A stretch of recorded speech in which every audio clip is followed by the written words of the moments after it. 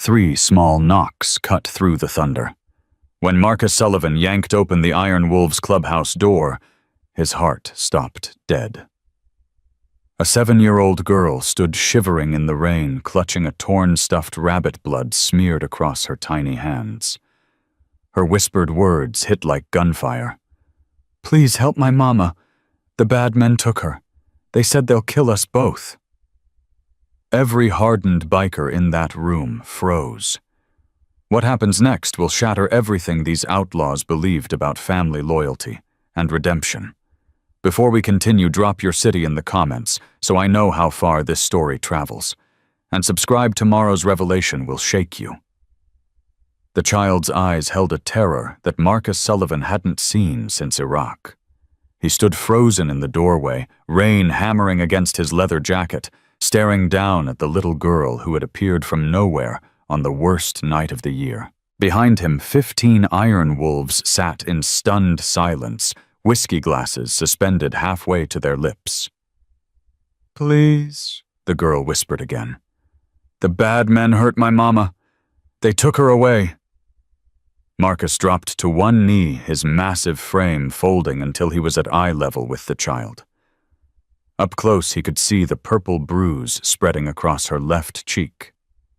The way her small hands trembled as she clutched that torn stuffed rabbit, like it was the only thing keeping her alive. "What's your name, sweetheart? Lily?" Her voice cracked. "Lily Chen." "Lily, I'm Marcus. Can you tell me what happened?" Fresh tears spilled down her cheeks. "Mama and me were walking home from Mrs. Patterson's house. 3 men came in a black car. They grabbed Mama and pushed me down. The man with the silver tooth said if Mama tells anyone what she saw at the hospital, they'll make us both disappear." Marcus felt ice form in his chest. Hospital. Witnesses. Disappearing people. This wasn't random street crime. "Reaper." Tommy Hammer Rodriguez's voice came from behind the bar. "What the hell we supposed to do with a kid call the cops? This ain't our problem." Marcus didn't turn around. He kept his eyes locked on Lily's face, watching her flinch at Hammer's harsh words. "She came to us," Marcus said quietly. "That makes it our problem. Brother, we're not social services. We're not. She came to us." Marcus finally stood and faced his club. "When I was 12 years old, my little sister came to me for help. Men were hurting her. I was too scared to do anything. Too young. Too weak." He paused, and the room went dead silent. "I found her body 3 days later." Nobody moved. In 15 years of leading this club, Marcus had never spoken about his sister. "I couldn't save her." Marcus's voice dropped to barely a whisper. "But I'll be damned if I let that happen to anyone else's sister. Anyone else's daughter." He turned back to Lily and extended his hand. "Come on, sweetheart. Let's get you somewhere warm." Lily hesitated for a heartbeat. Then she placed her tiny hand in his massive palm, and Marcus felt something shift in his chest that he hadn't experienced in decades. Doc Williams emerged from the back room, wiping his hands on a towel. At 63, he'd been patching up bikers for 20 years after losing his medical license for refusing to report a young runaway to authorities who would have sent her back to her abusive father. "What we got here, Reaper? Her name's Lily. Someone hurt her. I need you to check her out." Doc approached the child slowly, the way he might approach a wounded animal. His gentle demeanor had earned him the trust of countless scared people over the years. "Hey there, little darling. I'm Doc. I help people feel better. Can I take a look at that bruise on your face?" Lily pressed closer to Marcus, her small hand gripping his fingers tighter. "It's okay," Marcus said softly. "Doc's one of the good guys. He's going to make sure you're not hurt anywhere else." Doc's examination was thorough and gentle, but his expression grew increasingly grim as he worked. The bruise on Lily's cheek was fresh, maybe 6 hours old, But there were older marks, 2 finger-shaped bruises on her upper arms, that spoke of rough handling. A partially healed cut on her lip. "Defensive wounds," Doc murmured to Marcus, indicating small scratches on Lily's palms. She tried to fight back. "This isn't the first time someone's hurt this child, Marcus. These marks go back weeks." The rage that had been simmering in Marcus's chest flared white-hot. Whoever had done this to a 7-year-old child deserved the kind of justice that couldn't be found in any courtroom. "Lily," Marcus said, crouching beside her again. "The men who took your mama, what else did they look like?" Lily sniffled and wiped her nose with her stuffed rabbit's ear. "One had pictures on his arms. Like you, but different. Snakes. And the scary one with the silver tooth, he smiled at Mama, but it wasn't a nice smile. He said she saw something she wasn't supposed to see at the hospital." "Hospital," Marcus repeated. "Your mama works at a hospital. She's a nurse at County General. She takes care of sick people." Lily's voice dropped. "But last week she came home crying. She said she saw something bad. Something really bad. She said we might have to move away." Marcus exchanged a loaded glance with Doc. A nurse witnessing something at County General. Men with snake tattoos making witnesses disappear. This had the fingerprints of organized crime all over it. "Hammer," Marcus called, without turning around. "Get Ghost. Tell him I need everything he can find on County General, any incidents, any suspicious deaths, anything that might explain why someone would kidnap a nurse." Hammer hesitated for a moment, then nodded and headed for the back room where Ghost kept his computers. "Lily," Marcus said gently, "you're safe now. Nobody's going to hurt you while you're here. I promise." She looked up at him with eyes that had seen too much for someone so young. "You promise, like really promise, because Mama promised we'd be safe, and then the bad men came."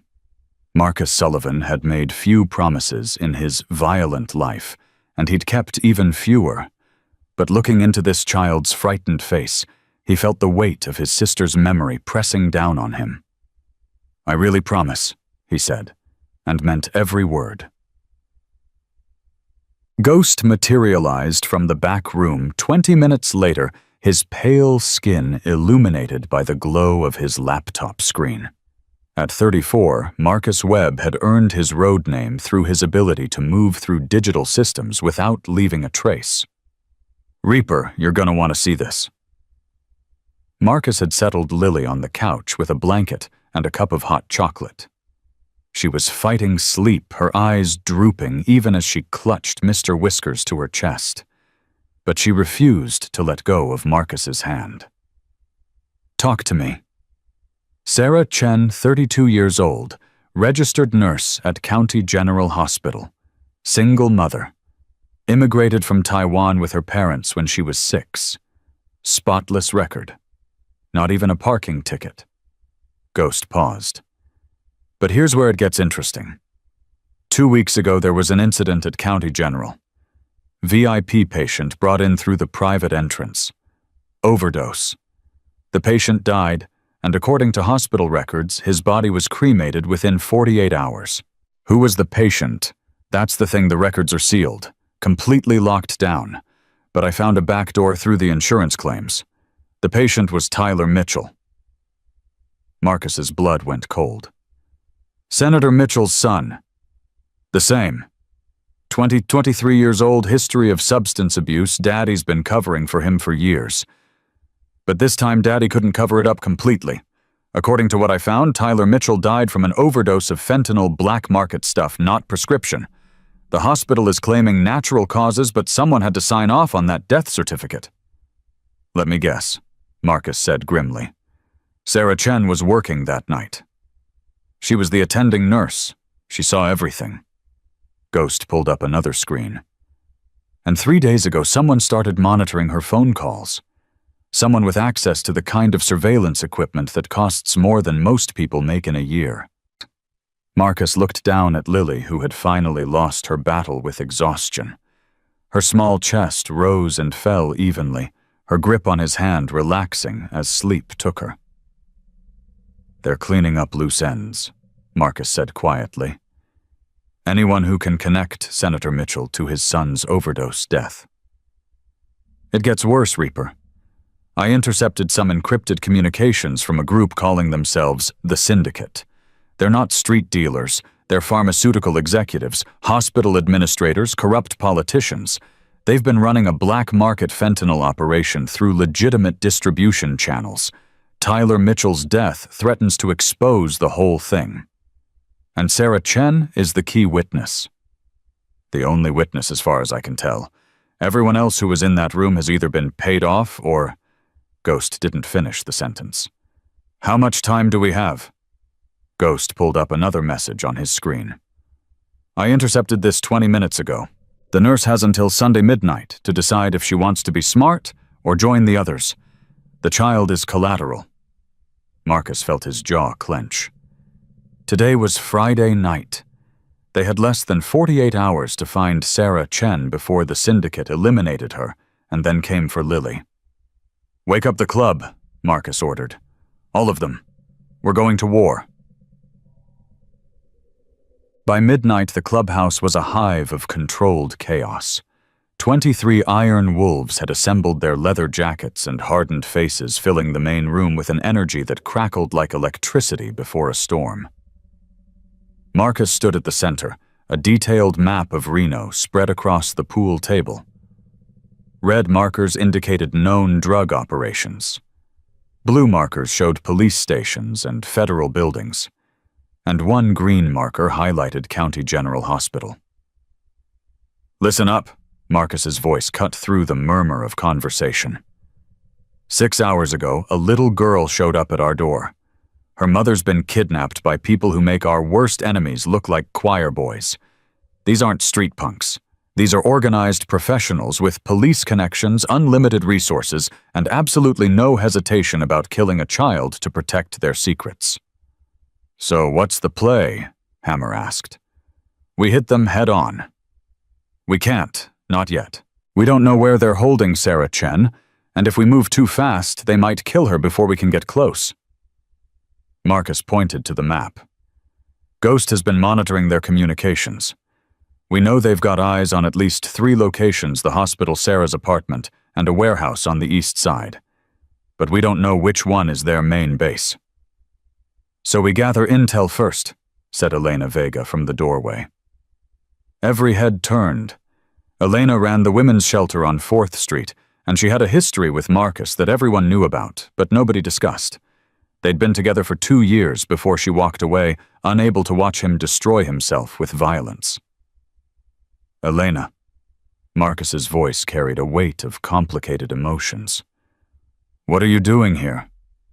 "Doc called me. Thought the little girl might need someone who isn't covered in tattoos and leather." Elena walked into the room, her dark eyes scanning the assembled bikers before settling on Marcus. "I see the situation's escalated. You shouldn't be here. It's dangerous." "I've been dealing with dangerous men my whole life, Marcus. At least these ones are fighting for the right reasons." She glanced toward the couch where Lily was sleeping. "Is that her?" "Lily Chen, 7 years old. Those bastards beat her while her mother watched." Something hard flashed in Elena's eyes. "Then tell me what I can do to help." Marcus hesitated. Having Elena involved complicated everything. But she was right. Lily needed someone who understood childhood trauma, someone who could provide comfort beyond what a room full of rough bikers could offer. "Stay with her. When she wakes up, she's going to have questions. She's going to be scared. She needs someone who knows how to help kids like her." Elena nodded and moved toward the couch, but she paused beside Marcus. "You've changed," she said softly. "The Marcus I knew would have already been out there breaking skulls without a plan." "The Marcus you knew didn't have a 7-year-old counting on him to bring her mother home."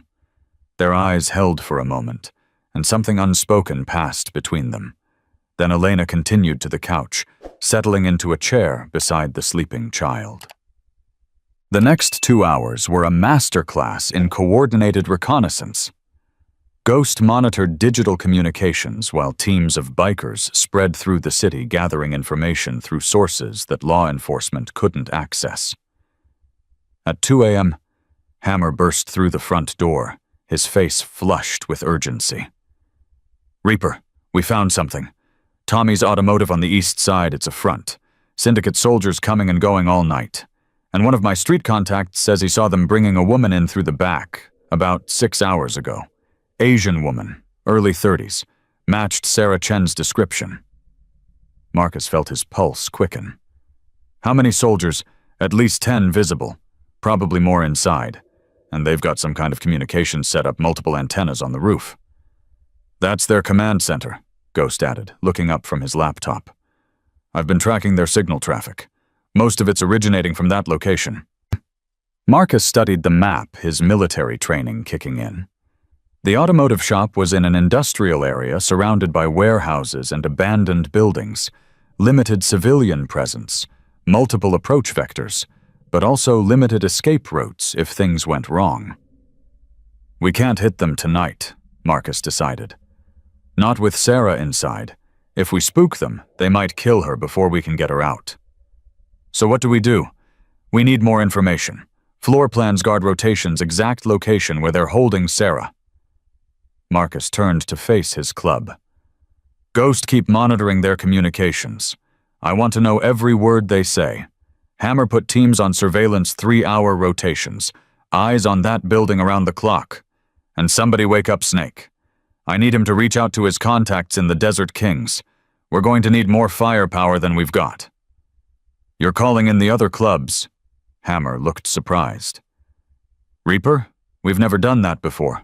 Some of these clubs are our rivals." "Not tonight. Tonight, anybody who's willing to protect a child is our ally." Marcus's voice hardened. "These syndicate bastards think they can hunt a 7-year-old girl and get away with it. They're about to learn that some lines you don't cross." Lily woke up screaming at 4 a.m. The sound pierced through the clubhouse, cutting off every conversation and bringing every man to his feet. Elena was already there, gathering the thrashing child in her arms, murmuring soft words of comfort. "Mama, Mama, don't let them hurt, Mama." Marcus crossed the room in 3 strides, dropping to his knees beside the couch. "Lily, Lily, look at me. You're safe. You're safe."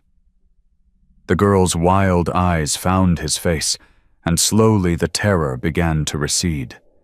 She was shaking violently, her breath coming in ragged gasps. "I saw them," she whispered. "I saw them hurting Mama. The man with the silver tooth was laughing. He was laughing while she screamed." Marcus felt his hands curl into fists. "That man is never going to hurt you or your Mama again. I promise." "You keep saying promise." Lily's voice was small and broken. "Mama promised we'd be safe. She promised we'd go away and the bad men would never find us. But they found us anyway." Elena's arms tightened around the girl. "Sometimes bad people find us even when we try to hide. But that doesn't mean the promises were wrong. It means we need stronger people to keep them." Lily looked from Elena to Marcus. "Are you strong enough to keep Mama safe?" The question hit Marcus harder than any punch he'd ever taken. He thought about all the fights he'd won, all the enemies he'd defeated, all the times his strength had been enough to overcome whatever stood in his way. But this was different. This wasn't about his strength. "I'm going to find your Mama," Marcus said carefully, "and I'm going to bring her home to you. That's not just a promise, that's a fact." Something shifted in Lily's expression. The raw terror began to ease, replaced by something that looked almost like hope. "Mr. Whiskers believes you," she said, holding up her torn, stuffed rabbit. "He says you have kind eyes, like the brave knights in my storybooks." Behind him, Marcus heard someone, probably Hammer, try to suppress a snort of laughter. Knights and storybooks weren't exactly Iron Wolves territory. Tell Mr. Whiskers I appreciate that, Marcus said, managing to keep his face straight. Now, how about we get you some breakfast? Doc makes pretty good pancakes when he hasn't been drinking. I heard that, Doc called from across the room. And my pancakes are excellent regardless of my blood alcohol level. Despite everything, Lily almost smiled. It was the first hint of anything other than terror that Marcus had seen on her face since she appeared at their door. By dawn, the pieces were starting to come together, and the picture they formed was more dangerous than Marcus had anticipated. Ghost had spent the night digging through digital shadows, and what he'd found painted the syndicate as something far more sophisticated than a simple drug operation. They've got people everywhere, Ghost reported, spreading printouts across the table while Lily ate pancakes across the room, supervised by Elena. Cops, hospital administrators, even a few judges. But the key players are 3 people: Senator Mitchell, a pharmaceutical executive named Victor Kane, and a hospital administrator named Dr. Richard Shaw. Victor Kane, Marcus repeated. Is he the one with the silver tooth? That's him. Former military, dishonorably discharged for excessive violence during interrogations. Now he's the syndicate's cleanup specialist. Any witness they need eliminated, any problem that needs to disappear, Kane handles it personally. And he's the one who took Sarah Chen? According to the communications I've intercepted, yes. But here's the thing, they're not planning to kill her right away. They're interrogating her. They want to know if she told anyone else what she saw, if she kept any records, if there are any other witnesses they need to eliminate. Marcus's blood ran cold. They're torturing her. Probably. Kane's known for his methods. The rage that had been building in Marcus's chest threatened to explode. He wanted to storm that automotive shop right now, tear through every guard, and make Victor Kane experience every ounce of pain he'd inflicted on others. But he forced himself to think. Sarah was still alive because they needed information from her. The moment they got what they wanted or decided she had nothing to offer, she was dead. How long do we have? Based on their communications, they're planning to resolve the situation by Sunday midnight. That gives us about 36 hours. 36 hours to gather intelligence, coordinate an assault, extract Sarah alive, and protect Lily from an organization with resources that dwarfed anything the Iron Wolves could match. Impossible odds. Exactly the kind of fight Marcus Sullivan had been training for his entire life. Get me everything on that automotive shop, Marcus ordered. Floor plans, guard rotations, communication schedules. I want to know every crack in their armor. There's one more thing, Reaper. Ghost's voice dropped. I intercepted a message about Lily. They know she got away, and they're not happy about it. The message said, the child saw Kane's face. She's a loose end that needs tying. Marcus turned slowly to look at Lily, who was showing Elena how Mr. Whiskers liked his pancakes cut into tiny pieces. A 7-year-old girl. Brave enough to walk through a storm and knock on strangers' doors. Innocent enough to believe that a stuffed rabbit could protect her, and there were men in this city who wanted her dead. Over my dead body, Marcus said quietly. That might be exactly what they're planning, Ghost replied. Marcus's phone buzzed with an incoming call. Unknown number. He answered it anyway. Marcus Sullivan. The voice on the other end was cold professional and carried an accent Marcus couldn't quite place. I understand you've acquired something that belongs to us. I don't know who you are, but you should understand something right now. The child is under my protection. You come anywhere near her, and I'll... Spare me the threats, Mr. Sullivan. I've dealt with men like you my entire career. You're predictable. Violent, yes. Dangerous, certainly. But predictable. A pause. I'm calling to make you an offer. Return the child to us, and we'll release her mother unharmed. You have my word. Your word means nothing to me. Then perhaps you need motivation. Hold on. There was a rustling sound, And then a woman's voice came through the phone, weak, frightened, but unmistakably alive. "Please, whoever you are, please keep my daughter safe. Don't let them—" The voice cut off, replaced by a short scream of pain. "That was Sarah Chen," the cold voice returned. "She's alive for now, but every hour you keep her daughter from us, she'll experience new discomfort. By Sunday midnight, if we don't have the child, Sarah dies. Then we come for the little girl anyway. The only question is, how much suffering you want to cause before the inevitable." Marcus's hand gripped the phone so tightly the plastic creaked. "I have a counteroffer," he said. "Release Sarah Chen, walk away from this city, and I won't hunt down every single member of your organization and show them what real suffering looks like." Laughter came through the phone, genuine amusement that made Marcus's skin crawl. "I appreciate the bravado, Mr. Sullivan. Truly. But you have no idea who you're dealing with.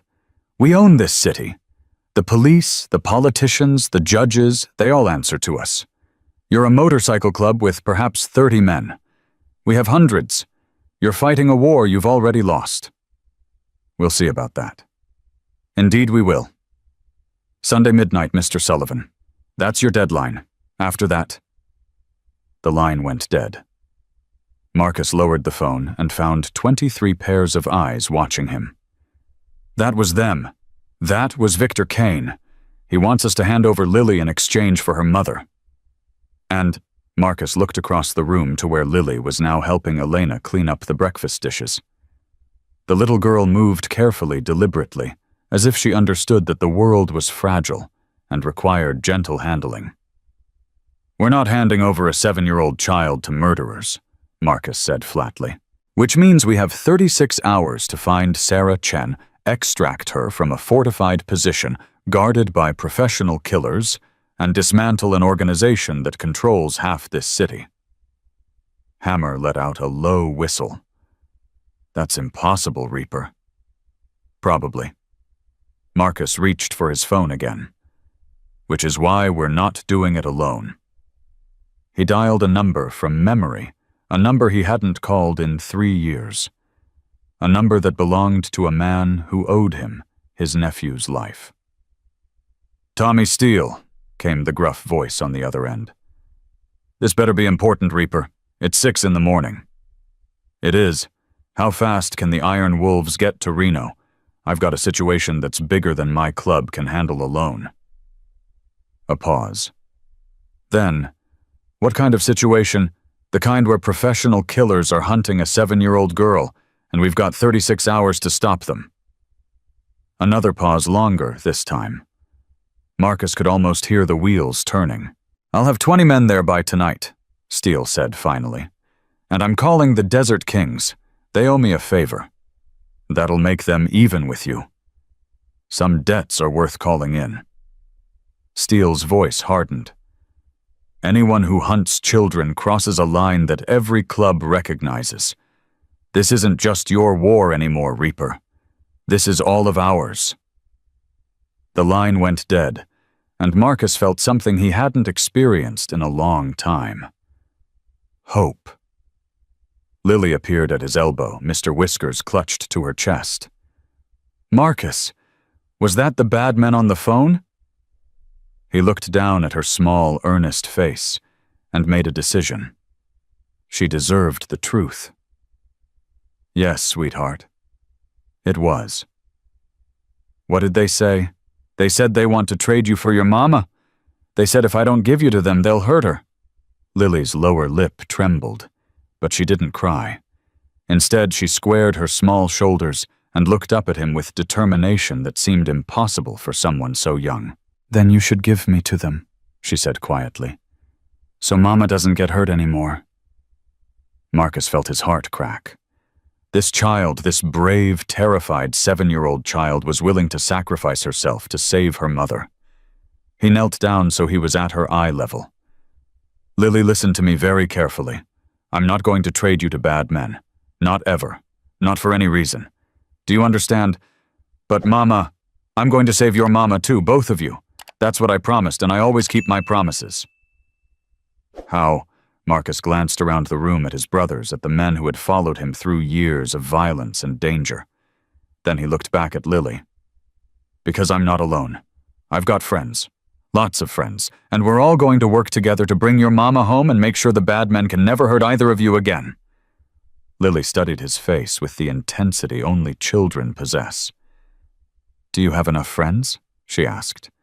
"Because there were a lot of bad men. Maybe 20, maybe more." Despite the gravity of the situation, Marcus almost smiled. "I think I've got enough friends, sweetheart, but we might need a few more just to be safe." Lily considered this, then nodded solemnly. She held out Mr. Whiskers toward him. "Mr. Whiskers says he'll help too. He's very brave. He protects me from nightmares." Marcus accepted the worn stuffed rabbit with the same gravity he would have accepted a sacred oath. "Then we've definitely got enough," he said. "With Mr. Whiskers on our side, those bad men don't stand a chance." And somewhere in the back of his mind, in the place where his dead sister's ghost still wandered, Marcus Sullivan made a promise that had nothing to do with little girls or stuffed rabbits. He was going to destroy the syndicate. Every last one of them. And Victor Kane, the man with the silver tooth who made children scream and mothers beg, was going to learn exactly what happened when you threatened the wrong family. The clock was ticking. 36 hours until deadline. The war was about to begin. The first Iron Wolves from Oakland rolled into the clubhouse at 4 p.m., their engines announcing their arrival, like thunder across the city. Tommy Steele dismounted first, his silver beard catching the afternoon light, as he clasped Marcus's hand in a grip that spoke of old battles and older debts. 22 men, Steele said without preamble. Desert Kings are sending another 15 from Phoenix. Should be here by midnight. That's almost 60 fighters, Marcus replied, against an organization that owns half the city. Then we better fight smart. Steele's eyes drifted to the window where Lily sat with Elena, coloring in a book that Doc had produced from somewhere. That's her, the kid. That's her. She's small. She walked through a thunderstorm and knocked on a stranger's door to save her mother. Size doesn't mean anything. Steele nodded slowly. No, I suppose it doesn't. Inside the clubhouse, the atmosphere had transformed from tense waiting into focused preparation. Ghost had commandeered 3 tables for his equipment, multiple laptop screens displaying surveillance feeds, intercepted communications, and detailed maps of the industrial district where Tommy's automotive sat like a spider at the center of a web. Reaper, you need to see this. Ghost's voice carried an edge that made Marcus's stomach tighten. He crossed to the screens and studied the images Ghost had pulled up. Security camera footage from a traffic intersection near the automotive shop time-stamped from 6 hours ago.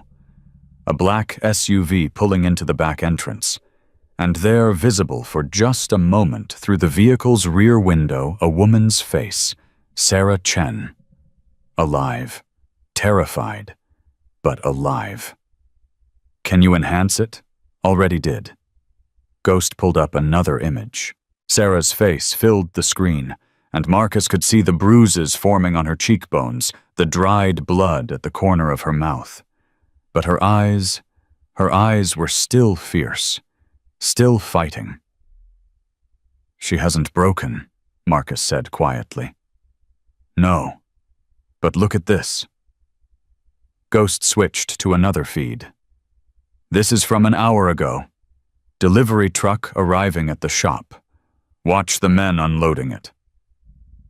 Marcus watched as 4 men carried long cases into the building. The cases were unmistakable to anyone with military experience. Weapons, Marcus said. They're arming up. It gets worse. I intercepted a communication 15 minutes ago. They're expecting an attack. They know we've been watching them. Marcus felt cold dread settle in his chest. How? I don't know yet, but someone tipped them off. Either we have a leak or they've got surveillance on us that I haven't detected. The implications hit Marcus like a physical blow. If the syndicate knew they were coming, the element of surprise was gone. Any assault on that building would be a bloodbath. "Pull everyone back," Marcus ordered. "All surveillance teams, all recon. I want every Iron Wolf inside this clubhouse within the hour. Reaper, do it. Now." Ghost nodded and began making calls. Marcus stood motionless, his mind racing through possibilities and discarding them one by one. Someone had betrayed them. Someone had put Sarah Chen's life in even greater danger. And when he found out who, "Marcus." Elena's voice came from behind him. "What's happening? Everyone looks worried." He turned to face her, weighing how much to reveal. But Elena had never been someone you could lie to. She saw through deception the way other people saw through glass. "They know we're coming. Someone warned them." Elena's face went pale. "Who? I don't know yet." "Lily's mother is still alive, for now." Marcus glanced toward the little girl who had stopped coloring and was watching the adults with growing anxiety. "But if we can't figure out another way in, she won't be for much longer." Hammer approached with Steele at his side, their expressions grim. "Reaper, we need to talk. In private." Marcus followed them to the back office, leaving Elena to comfort Lily, whose small face had crumpled with fear at the tension she sensed, but couldn't understand. "What is it?" Hammer closed the door behind them. "Tommy's got intel you need to hear." Steele's jaw was tight. "I didn't want to say this in front of everyone, but the syndicate isn't just some local operation. They've got connections to the Sinaloa cartel. Deep connections. If we hit them hard enough to matter, we're not just starting a war with their organization. We're potentially starting a war with Mexican cartels." Jesus Christ. Marcus ran a hand over his face. "How certain are you?" "Certain enough that 3 of my men are reconsidering their involvement. They've got families, Reaper. Kids. If the cartels decide to retaliate." "What are you saying, Tommy?" "You're pulling out." Steele met his gaze without flinching. "I'm saying we need to know exactly what we're getting into before we commit. I owed you a debt, and I came to pay it. But I'm not going to lead my men into a suicide mission." Marcus felt the weight of the situation pressing down on him. 60 fighters had seemed like an army an hour ago. Now, facing the possibility of cartel retaliation, it felt like a handful of men against an ocean. "There's a little girl out there," Marcus said quietly. 7 years old. She walked through a storm to find help because she believed someone would protect her family. If I tell her that the men who promised to save her mother got scared and walked away, what does that do to her? What does that do to every other kid who thinks maybe, just maybe, there are still people in this world worth trusting? Steele was silent for a long moment. Then he shook his head slowly. "Damn you, Reaper. Damn you for making everything so complicated." He sighed heavily. "My men stay, all of them. But we do this smart. No frontal assaults, no heroic charges. We find their weakness, and we exploit it. Military precision. Understood? Understood." The door burst open and Ghost stood in the frame, his pale face even whiter than usual. "Reaper, we've got a problem. A big one." Marcus pushed past him into the main room and stopped dead. Lily was standing in the center of the clubhouse holding a cell phone that shouldn't have existed. Her face was streaked with tears, and her small body shook with sobs. "Lily, where did you get that phone? It was in Mr. Whiskers," she whispered. "Hidden in his stuffing. I felt something hard when I was hugging him, and I found it, and then it started ringing, and—" Marcus's blood went cold. "And you answered it. The man said he was watching me. He said he could see me right now. He said if I didn't tell him where I was, he would hurt Mama so bad she would never wake up again." The room exploded into motion. Bikers grabbed weapons. Ghost started tracking the phone signal. Elena pulled Lily behind her like a shield. "What did you tell him, sweetheart?" Marcus kept his voice calm, despite the panic clawing at his chest. "I told him I was at the place with the motorcycles. I didn't know the address. He laughed and said he already knew." Lily's voice broke completely. I'm sorry. I didn't mean to. It's not your fault, baby." Elena gathered the girl into her arms. "You didn't know." But Marcus understood with terrible clarity what had just happened. The syndicate had planted a tracking device in Lily's stuffed animal before she escaped. They had known exactly where she was since the moment she arrived at the clubhouse. The phone was just confirmation. "How long?" Marcus demanded, turning to Ghost. "How long until they get here?" Ghost was already running calculations. Depending on how many men they send and how far away they're staging. 15 minutes. Maybe 20. 15 minutes. 60 bikers against a syndicate assault team with a 7-year-old girl in the crossfire. "Everyone listens carefully." Marcus's voice cut through the chaos like a blade. "Steele, take your men and set up a defensive perimeter. I want shooters on every exit and every window. Hammer, get the non-combatants into the basement. That means Doc, Elena, and Lily." "I'm not hiding in a basement." Elena's eyes flashed with defiance. "If they're coming for that child, they're going through me first." "Elena, no. I've spent 10 years protecting women and children from men who thought they could do whatever they wanted. I'm not stopping now because the men are scarier."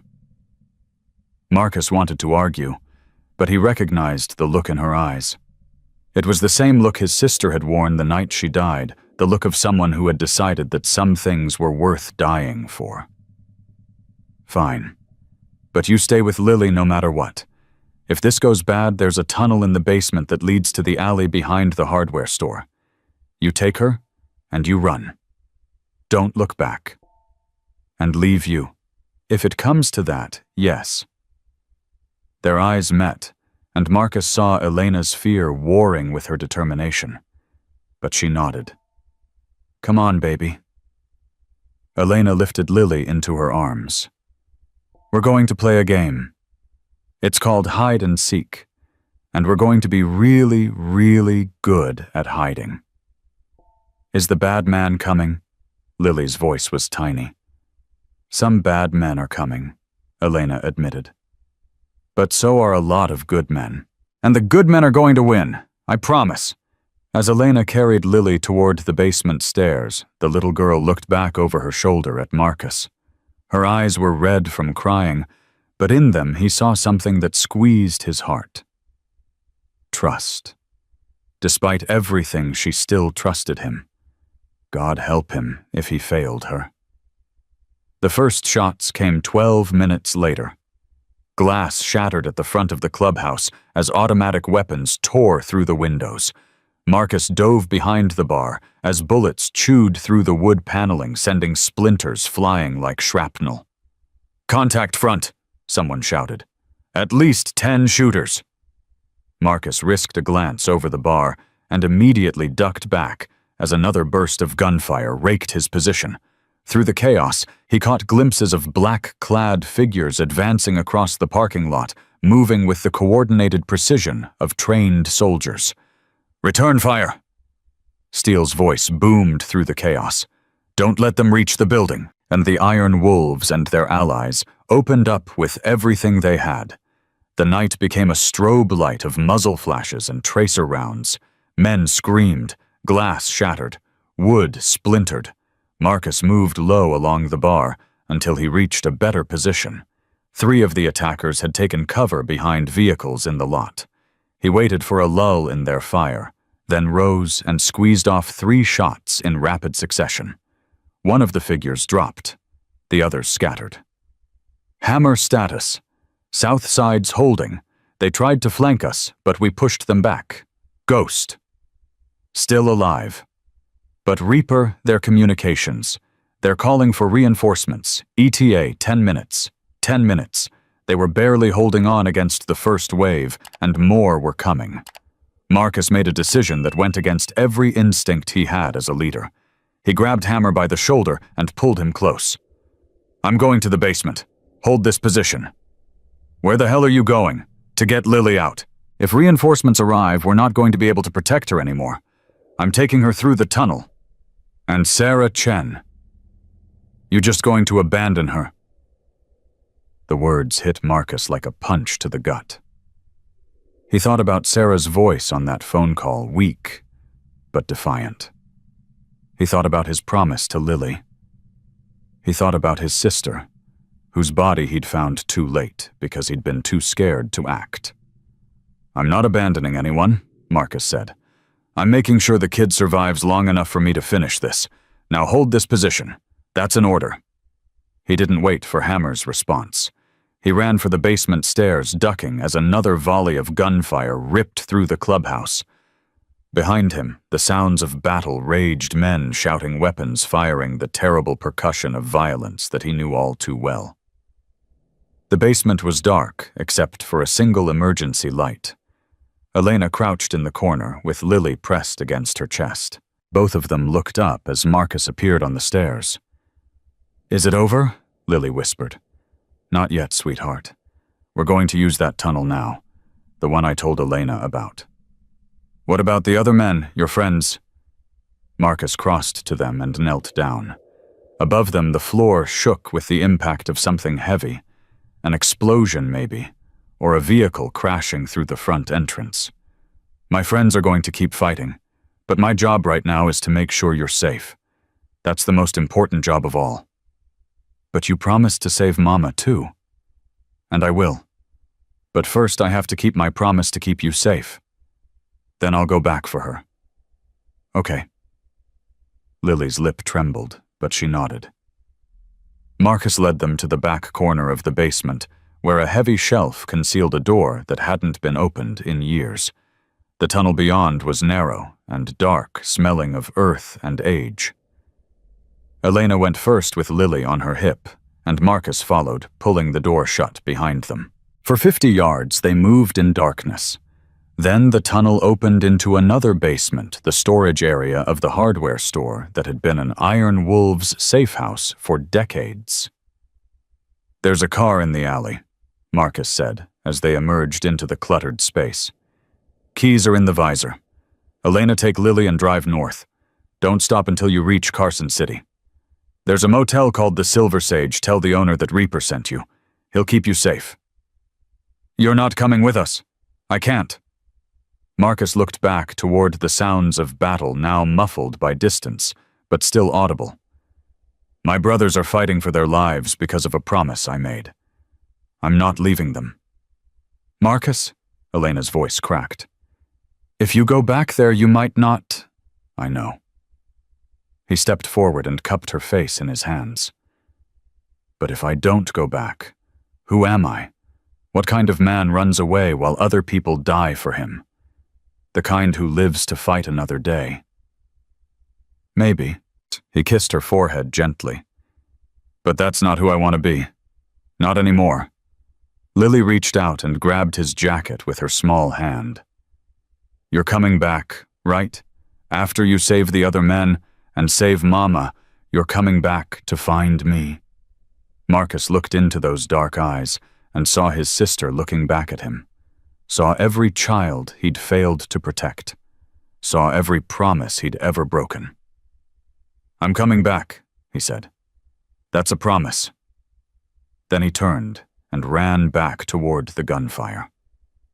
The battle had intensified in the minutes he'd been gone. Marcus emerged from the basement into a clubhouse that had been transformed into a war zone.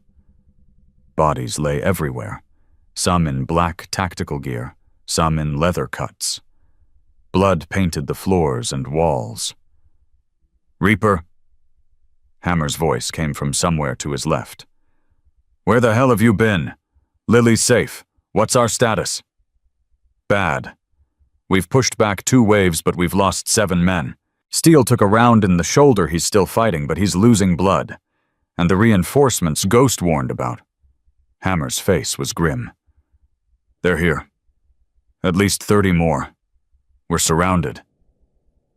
Marcus assessed the situation with cold precision. They had perhaps 40 fighters still standing, many of them wounded. The enemy had superior numbers and was closing in from all sides. There was no path to victory, only degrees of defeat. Then we make them pay for every inch, Marcus said. Nobody retreats, nobody surrenders. We fight until we can't fight anymore. And then we die like men. Hammer stared at him for a long moment, then nodded slowly. Always knew it would end this way, Reaper. Can't think of better company. They clasped hands briefly, the handshake of men who understood they were probably saying goodbye. And then the unexpected happened. A new sound cut through the night. Not gunfire engines. Dozens of engines approaching from the east. Headlights flooded through the shattered windows as motorcycles by the score roared into the parking lot. "What the hell?" someone shouted. Marcus grabbed Ghost's arm. "Who is that? Who's coming?" Ghost was staring at his phone in disbelief. It's everyone, Reaper. Every club in the Western region. The Mountain Brotherhood, the Desert Wolves, the Vegas Riders. Even the Blackhawks, they're supposed to be our enemies. Why would they all come? Ghost held up his phone, showing a message that had been forwarded across every club network in 5 states. The message was simple. Syndicate is hunting a 7-year-old girl in Reno. All clubs respond. Someone had sent out a call for help. Someone had told the entire outlaw motorcycle community what was happening, and they had answered. 40 men became 200 in the span of minutes. The syndicate assault teams, suddenly facing overwhelming numbers, began falling back. What had been a hopeless last stand transformed into a rout. Marcus watched in stunned amazement as the tide turned.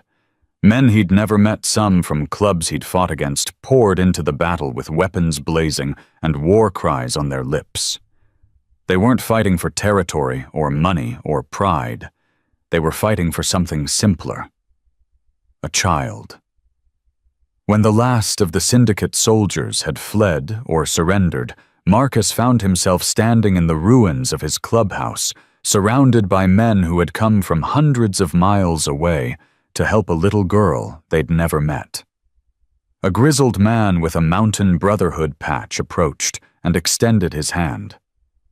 "Name's Carter. We came as soon as we heard." "How did you hear who sent that message?"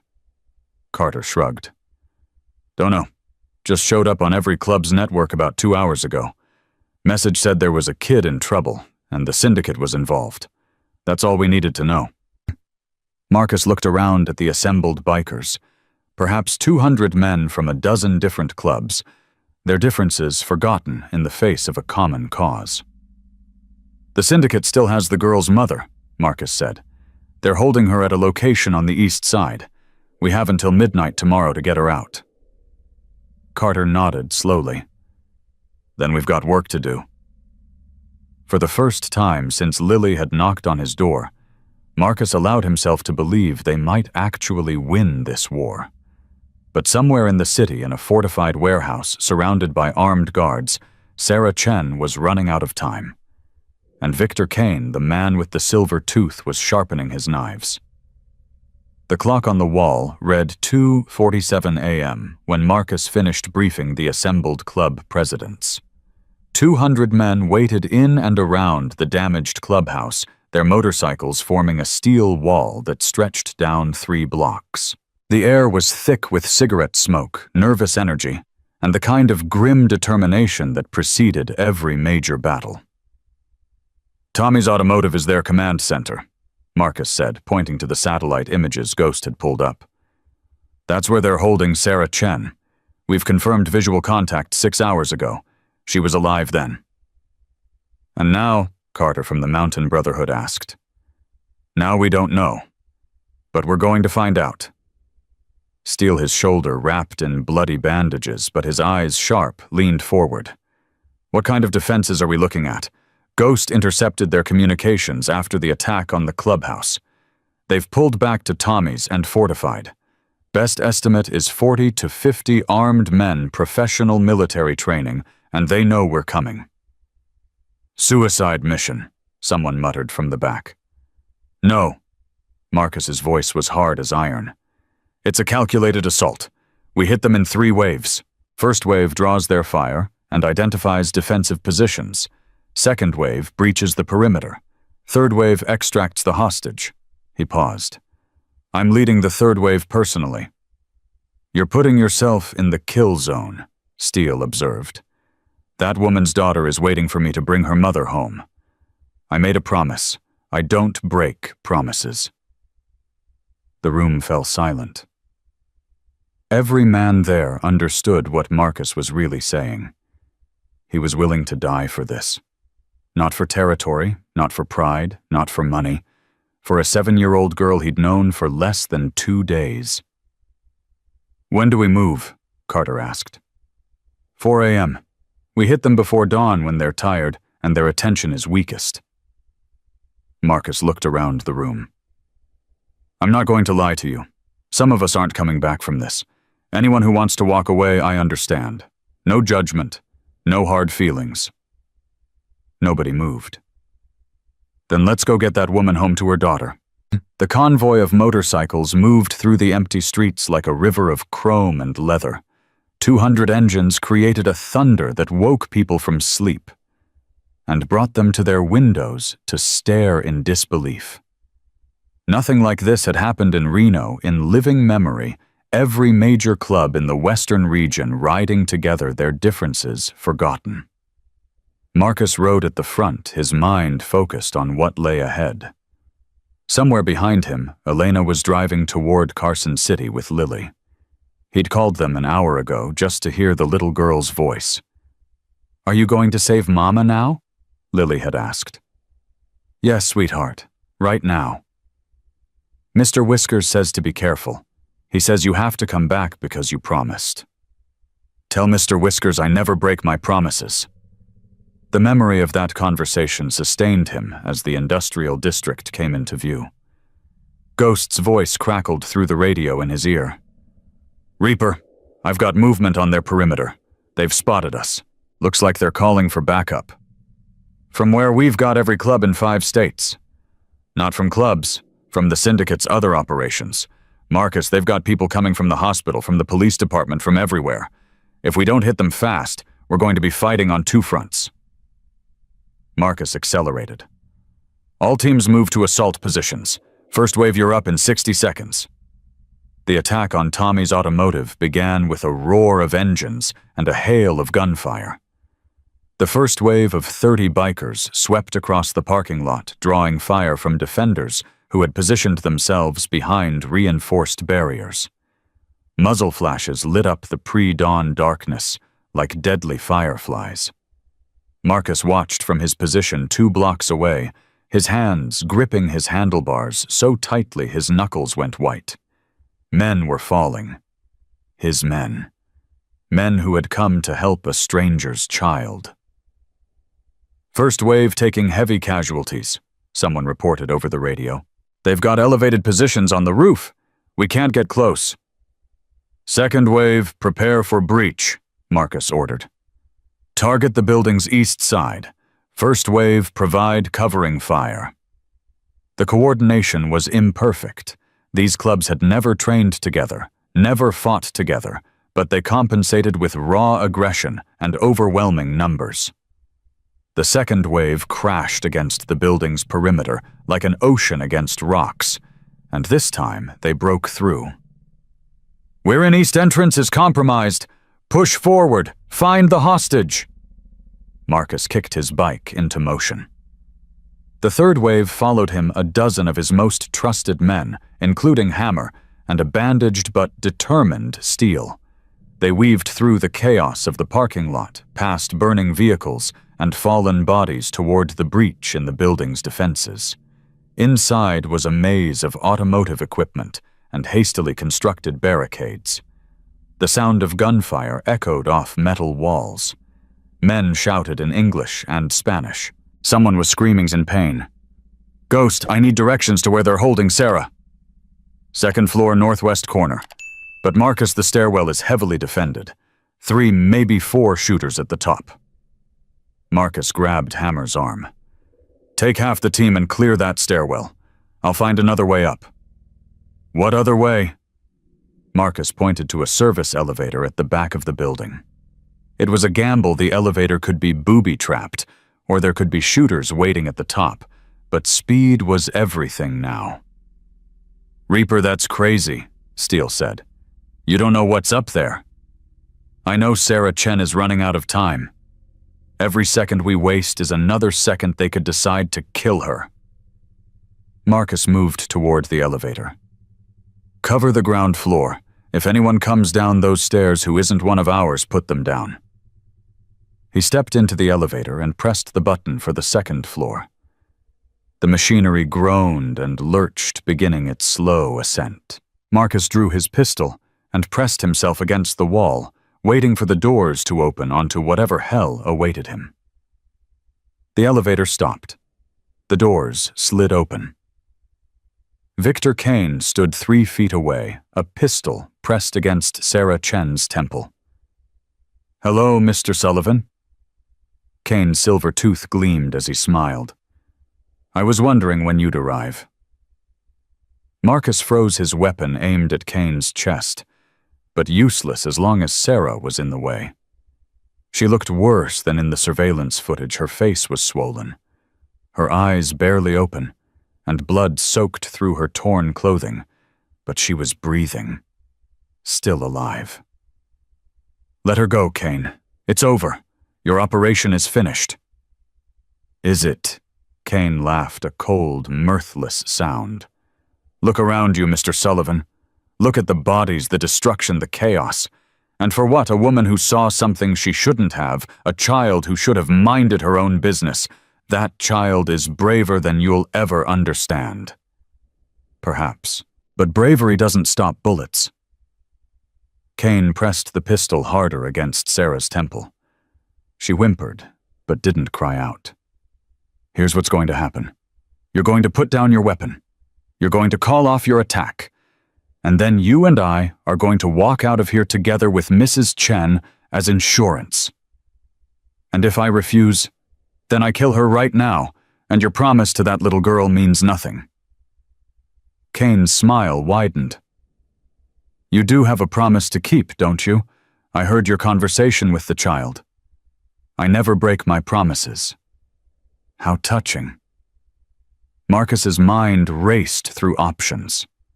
Kane was positioned perfectly, using Sarah as a complete shield. Any shot Marcus took would risk hitting her, and Kane's finger was on the trigger, one twitch, and it was over. Okay, Marcus said slowly. Okay, I'm putting down my weapon. He bent down, placing his pistol on the elevator floor. As he rose, his hand brushed against his ankle, where a backup knife was strapped beneath his jeans. Kick it away. And the knife too, I'm not stupid. Damn. Marcus kicked the pistol aside and pulled the knife from its sheath, tossing it after the gun. Good. Now step out of the elevator. Slowly. Marcus complied, his eyes never leaving Kane's face. The man radiated confidence, complete control of the situation. He had no idea what was about to happen, because Marcus had noticed something Kane hadn't. Sarah's right hand, hidden behind her back, had closed around a piece of broken glass from the floor. Her eyes, barely visible through swollen lids, met Marcus's for just a moment. She was ready. You know, Mr. Sullivan, I've studied you, Kane said, keeping the pistol steady against Sarah's head as he began backing toward a door at the far end of the hallway. Former Marine, combat veteran, lost your sister to domestic violence. You've spent your whole life trying to be the hero you couldn't be when you were 12. Pathetic, really. Maybe. But at least I can look at myself in the mirror. Can you, after tonight, can you really? You've gotten dozens of men killed. For what? For a nurse and her brat of a daughter. For family. Family. Kane spat the word. You bikers and your ridiculous codes. family, brotherhood, loyalty. In the end, it's all just sentiment. The only thing that matters is power, and I have all the power here. Do you... Before Kane could respond, Sarah moved. Her hand whipped around with the glass shard slashing deep into Kane's gun arm. He screamed, and his grip loosened just enough for Sarah to twist away, throwing herself toward Marcus. Marcus caught her and spun them both behind a support column as Kane's wild shot went wide. He heard running footsteps hammer, and 3 others had found the stairs and were closing in. "Stay down," Marcus ordered Sarah. He grabbed a loose pipe from the floor and charged toward Kane, who was clutching his bleeding arm and trying to raise his pistol again. The pipe connected with Kane's wrist before he could fire. The gun clattered away. Marcus's second swing caught Kane across the jaw, sending him sprawling. "That's for the little girl you terrorized." Marcus kicked Kane in the ribs. "That's for her mother." Another kick. "And this," he grabbed Kane by the collar and hauled him up to eye level. "This is for every person you've ever hurt." "You can't kill me." Kane's voice was a wet gurgle through broken teeth. "I have information. I know everything about the syndicate. Without me, you'll never take them down completely." Marcus stared into the eyes of the man who had made a 7-year-old girl's nightmares come true. Every instinct screamed at him to finish it, to deliver the justice that courts and lawyers could never provide. But then he thought about Lily, about what kind of man he wanted to be when he saw her again. "You're right," Marcus said. "I can't kill you. But I can make sure you spend the rest of your life in a cage thinking about all the people you've hurt." He dropped Kane to the floor as Hammer and the others arrived. "Secure him," Marcus ordered. "And someone get on the radio. Tell everyone it's over. We got her." He turned back to Sarah, who was slumped against the column, barely conscious but alive. Marcus knelt beside her and took her hand gently. "Sarah, can you hear me?" Her eyes flickered open. "Lily, is she... She's safe. She's waiting for you." Tears streamed down Sarah's battered face. "They kept asking me where she was. I didn't tell them. I didn't..." "I know.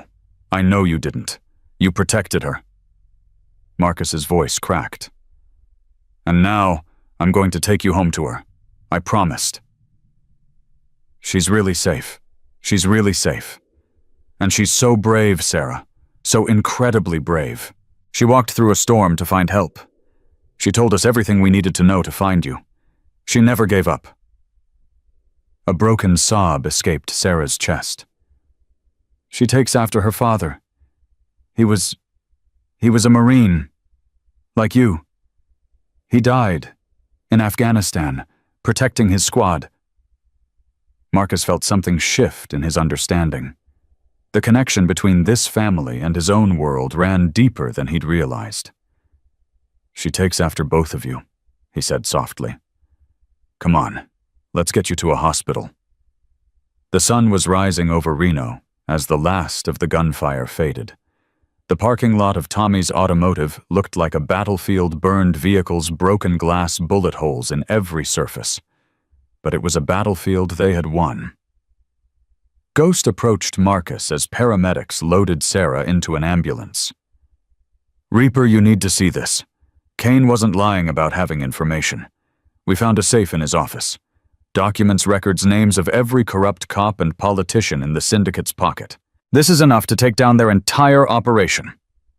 "Turn it over to the FBI," Marcus said without hesitation. "All of it. You trust the feds?" "I trust that Lily and her mother deserve to live without looking over their shoulders. If that means working with the government, then that's what we do." Ghost nodded slowly. "There's something else. In the documents, there's a list of witnesses the syndicate was planning to eliminate. Sarah Chen was number 4. Numbers 1, 2, and 3 are already dead." Marcus closed his eyes. 3 people had already died because they saw something they shouldn't have. Sarah had almost been number 4. "Make sure the FBI knows about those deaths. Someone needs to answer for them. They will reap her. With what we've got here, a lot of people are going to prison for a very long time. Hammer approached his face and clothes spattered with blood that wasn't his own. We lost 11 men tonight, Marcus. Good men. Men with families.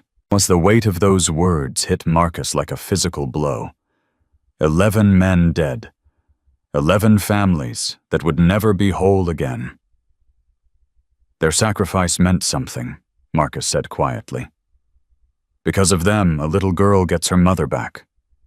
Because of them, the syndicate's reign of terror is over. Is it worth it? 11 lives for one woman. Marcus thought about the question carefully. It was the kind of question that didn't have easy answers. I think, he said finally, that every one of those men knew what they were riding into. They chose to come anyway, not because they thought it was a fair trade, but because some things matter more than arithmetic. Protecting the innocent matters. Keeping promises matters. Standing up when everyone else sits down that matters. Hammer was silent for a long moment. Then he nodded. Yeah, I suppose it does. Marcus's phone buzzed. Elena's number. Marcus, did you? She's alive, Elena. She's hurt, but she's alive. We're taking her to County General now. Where are you? Still at the motel. Lily's asleep. She made me promise to wake her up as soon as you called. Elena's voice trembled. I didn't know if you were going to call. I didn't know if... I'm here. I kept my promise. A pause. Then quietly. You always do. I'm starting to understand that now. Wake up, Lily. Tell her I'm bringing her mama home. He ended the call and walked toward his motorcycle.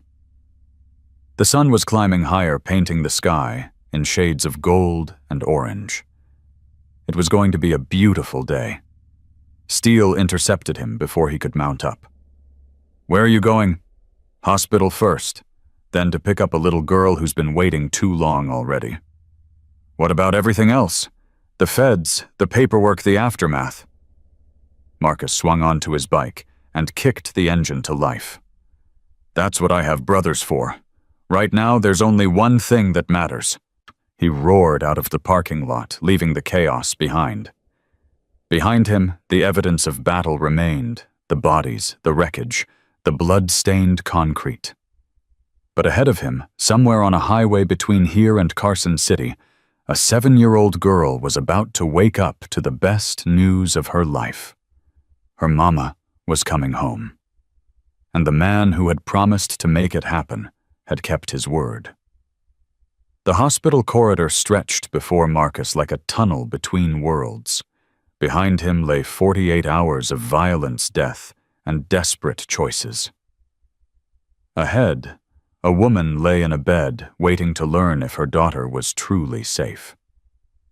Marcus pushed through the door of room 412 and stopped. Sarah Chen was propped up against pillows, her face a canvas of purple bruises and healing cuts. But her eyes, those fierce, intelligent eyes that her daughter had inherited, were fixed on him with an intensity that made him catch his breath. Where is she? Sarah's voice was raw, barely above a whisper. Where's my baby? She's safe. Elena's bringing her here right now. Marcus moved to the chair beside her bed. They should be here within the hour. Sarah's eyes closed, and tears streamed down her damaged face.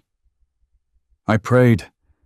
Every second they were hurting me, I prayed, not for myself, for her. I prayed that someone would find her, someone would keep her safe.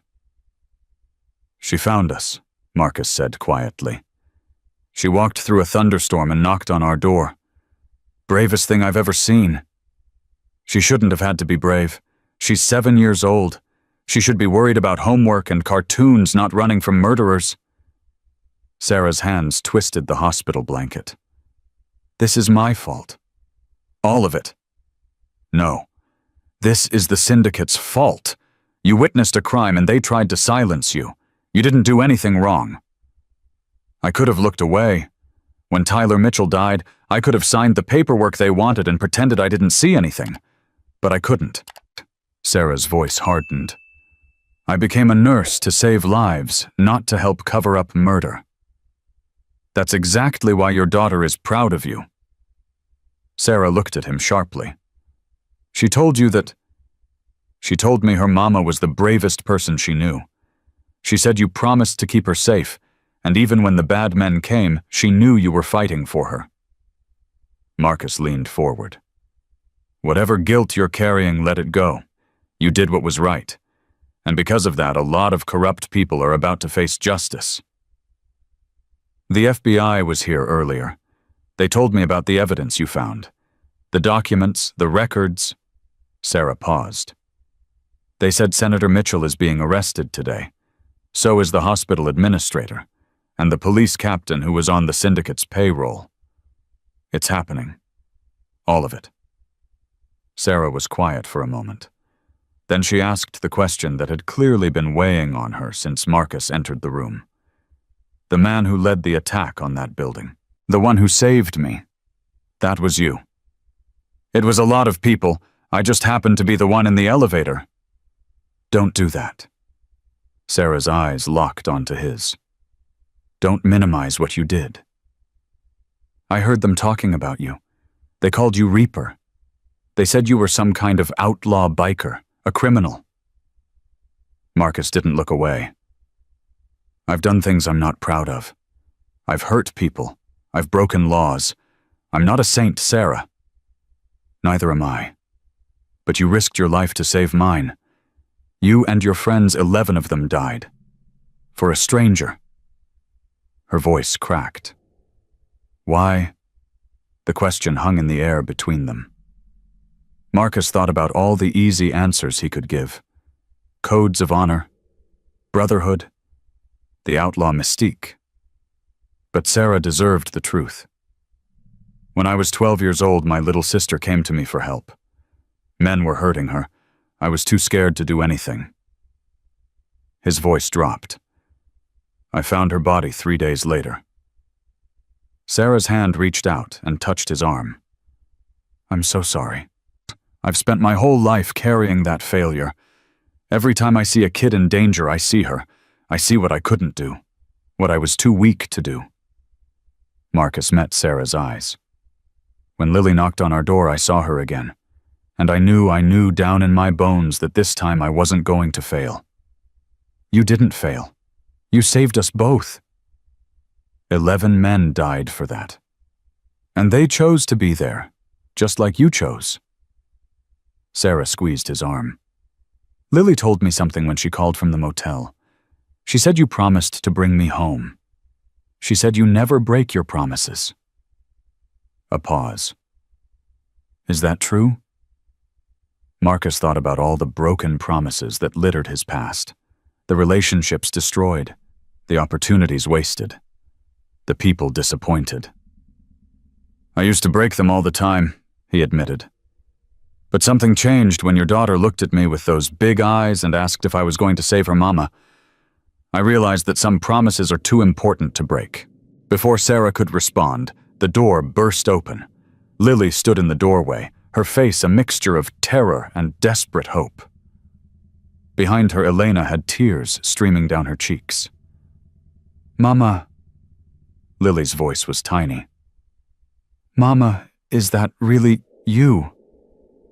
Sarah opened her arms, and Lily flew across the room like a small missile. She crashed into her mother's embrace with a sob that seemed to come from the deepest part of her soul. Sarah cried out in pain. Her ribs were cracked, her body battered, but she held on with a ferocity that nothing could break. My baby. My brave, beautiful baby. Mama, I was so scared. I was so scared they hurt you. I'm here now. I'm right here. Marcus stood and moved toward the door, giving the reunited family their privacy. But Lily's voice stopped him. Marcus, wait. She pulled back from her mother's embrace just enough to look at him. You kept your promise. I told you I would. Mr. Whiskers says thank you. She pulled the worn, stuffed rabbit from Elena's bag and held it up. He says you're the bravest knight he ever met, despite everything. The violence, the death, the exhaustion that had seeped into his bones. Marcus smiled. Tell Mr. Whiskers the feeling is mutual. He stepped out of the room and leaned against the wall, letting out a breath he felt like he'd been holding for 2 days. Elena followed, closing the door softly behind her. You did it, she said quietly. You actually did it. We did it. All of us. Don't deflect, Marcus. You could have walked away at any point. Most people would have. But you didn't. I couldn't. He turned to face her.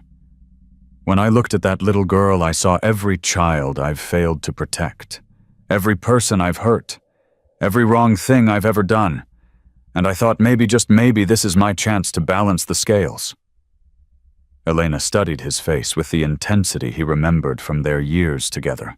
Is that really why you did it, to balance scales? No.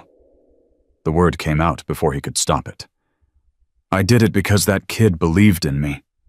She looked at me like I was some kind of hero, and I wanted to be what she saw. Not who I am, who she thought I could be. Maybe those are the same person. Maybe. Marcus shook his head. Elena, I need to tell you something. These past 2 days, seeing you with Lily, watching you protect her, comfort her, I remembered why I fell in love with you in the first place. Marcus, let me finish. I know I drove you away. I know I was angry and violent and self-destructive, but I'm not asking you to forget any of that. I'm asking if you think I can change. If you think this person you've seen the last 2 days is real or just an act. Elena was quiet for a long moment. When she spoke, her voice was careful. I think the person I saw the last 2 days has always been inside you. You just never let him out. You were too busy punishing yourself for something that wasn't your fault. My sister, wasn't your responsibility. You were 12 years old, Marcus, a child. You couldn't have saved her any more than you could have stopped the sun from setting. Elena stepped closer. But the man who saved Sarah Chen, the man who made a promise to a 7-year-old girl and moved heaven and earth to keep it, that's someone worth knowing. That's someone worth loving. Even after everything. Because of everything. She took his hand. You've spent 36 years running from who you really are. Maybe it's time to stop running. Before Marcus could respond, his phone buzzed. Ghost's number. Reaper, we've got a situation. FBI just arrested Senator Mitchell at his office, but his lawyer is already spinning a story that this was all about biker gangs manufacturing evidence. They're claiming the syndicate doesn't exist, and that we orchestrated everything to frame innocent politicians. They're trying to discredit us. It gets worse. The arrested cops are talking now, trying to cut deals. They're saying Kane was a lone operator, that the higher-ups knew nothing about the illegal operations. Without Kane's testimony, the whole case against the leadership could fall apart. Marcus felt cold anger building in his chest. They had sacrificed so much, 11 men dead, countless more wounded, and now the people truly responsible were going to walk away. Where's Kane now? Federal holding facility downtown. They've got him in isolation. Can you get me in to see him? A pause. That would require cooperation from people who don't normally cooperate with people like us. Find a way, Ghost. Whatever it takes. I didn't lose 11 brothers just to watch these bastards buy their way out of justice. He ended the call and turned to Elena. I have to go. What's happening? The people who ordered this, the real power behind the syndicate they're trying to escape. I need to make sure that doesn't happen. Elena's grip on his hand tightened. Marcus, you've done enough. Let the FBI handle it. The FBI can't do what needs to be done. They're bound by rules. I'm not. What does that mean? Marcus looked back at the hospital room door where Sarah and Lily were finally together again. He thought about the 11 men who had died to make that reunion possible. He thought about his sister, whose death had shaped every choice he'd made for 3 decades. It means I'm going to make sure the people who hurt that family face real justice. Not legal technicalities, not plea bargains. Real justice. And if that destroys everything you've built, the goodwill with the other clubs, the alliance, the chance to be something better, Marcus kissed her forehead gently. Then at least I'll know I finished what I started. Wait here. I'll be back. He was halfway to the elevator when a voice stopped him. Marcus? Agent Sarah Chen. FBI Agent Sarah Chen. No relation to the woman in the hospital room, stepped out of a waiting area. She was in her 50s, gray-streaked hair pulled back in a severe bun, eyes that had seen too much corruption to be surprised by anything. Agent Chen, your people work fast. We've been building a case against the syndicate for 3 years. Your assault last night gave us the breakthrough we needed. She fell into step beside him. But you know as well as I do that we don't have enough to bring down the leadership, not without cooperation from the inside. And you want me to help you get it. I want you to talk to Victor Kane. He respects you. God knows why you beat him half to death, but apparently that earned his respect. What makes you think he'll talk to me? Because you're not a cop. You're not bound by the rules that prevent me from making certain assurances. And because Kane knows that if he goes to prison without giving us the leadership, he's a dead man within 6 months. The syndicate doesn't tolerate loose ends. Marcus stopped walking and faced her. What exactly are you asking me to do? I'm asking you to convince Kane to testify against Senator Mitchell and the others. In exchange, we can offer him protection, new identity, new life. It's the only way to take down the whole organization. And what do I get? You get to finish this. You get to make sure the people who ordered Sarah Chen's kidnapping, the people who would have killed her daughter, face the consequences of their actions. Agent Chen paused. And unofficially, I can make a lot of the legal problems your club is facing go away. Marcus considered the offer. It was exactly the kind of deal that the old version of him would have jumped at power protection influence. But something had changed in the last 2 days. I'll talk to Kane, but I'm not doing it for immunity or favors. I'm doing it because a little girl believed I was a hero, and I'm not going to prove her wrong. Agent Chen studied him for a long moment, then nodded slowly. You know, when I first heard about you, the feared biker president with a trail of violence behind him, I expected someone very different. Maybe I was different, before a 7-year-old knocked on my door. Kane looked smaller in the federal holding cell than he had in that hallway with a gun to Sarah's head. The silver tooth was gone, knocked out during their fight, and his face was a mass of bruises and surgical tape. But his eyes still held that predatory intelligence that made him dangerous. Mr. Sullivan, Kane's voice was a wet rasp. Come to finish what you started. I came to give you a choice. Marcus sat in the metal chair across from Kane, the bulletproof glass between them, reflecting both their faces. You can protect the people who ordered Sarah Chen's kidnapping. You can go to prison with your mouth shut and your loyalty intact. And within 6 months, the syndicate will have you killed to make sure you never talk. You don't know that. I know how these organizations work. You're a loose end now, Kane. A liability. The moment you stop being useful to them, you become a problem. And we both know how the syndicate handles problems. Kane was silent, but Marcus could see him calculating. Or, Marcus continued, you can tell the FBI everything. Every name, every operation, every payment. You can bring down the whole rotten structure. And in exchange you get protection, a new identity, a chance to disappear and live whatever's left of your life. And why would I trust the FBI? They're just as corrupt as everyone else. Maybe, but Agent Chen isn't offering you trust. She's offering you survival. That's more than Senator Mitchell is offering. Kane laughed, a sound like breaking glass.